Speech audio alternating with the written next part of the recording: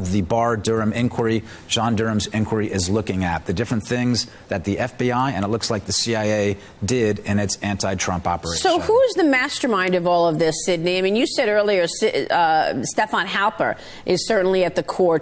We're going to stop there. Stefan Halper is not the mastermind of this entire ordeal. No, it goes far higher than that.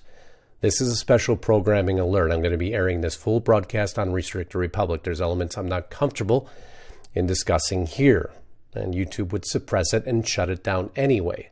But nonetheless, you need to be aware of what's happening. It's why I'm going to ask you once again to please go over to Restricted Republic, subscribe, make sure you get the information that the mainstream media is hiding for you on purpose.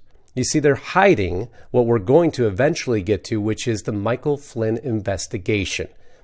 It's about to disclose and disrupt politics as we know it, because the web that involves Stefan Halper, as you see here, and Carter Page and George Papadopoulos, and on the right-hand side, General Michael Flynn. You see, it appears that this man who received millions of dollars to aid the Hillary Clinton campaign, call it what it is, part of the intelligence community, turning out to be an FBI and CIA informant, arranged for the meeting between, and if you remember correctly, we covered this before, Joseph Misfit and George Papadopoulos. You see, the deep state got really upset when Trump was about to be elected, and especially when he became elected, because all their dirty laundry was about to be aired. They didn't like that very much. So they sent a series of informants out there to basically implode the entire foundation of the Trump campaign and what's turning out now to be the Trump presidency. I'll give you a few more insights before we turn over to Restricted Republic. Here's Halper, a professor, made contact with 3 Trump campaign officials during the election and has provided information to the CIA and FBI for years. Here's an exchange between him and Carter Page on Twitter. An actual letter that Carter Page posted.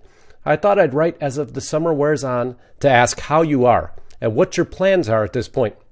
It seems attention has shifted a bit from the collusion. You see, there's no gray area here. It's black and white connections. Halper's father-in-law, Ray Klein, worked for the CIA during the Cuban Missile Crisis, and Halper advised George H.W. Bush's presidential campaign. Let's take it a step further. Halper was accused of being in charge of a Reagan operation digging up information on Jimmy Carter and received over $1 million in contracts with the U.S. government. And he's still receiving cash for being a government informant. The FBI operation was dubbed Crossfire Hurricane, and Halper is an author. We've talked about Crossfire Hurricane. We've talked about Lisa Page and Stroke that are going to come up in the very end when they actually doctor information. But what's even more earth-shattering than anything is one of the very points of origin. There's a couple points of origin because you had 2 administrations attacking at the same time. One wannabe administration, one existing administration.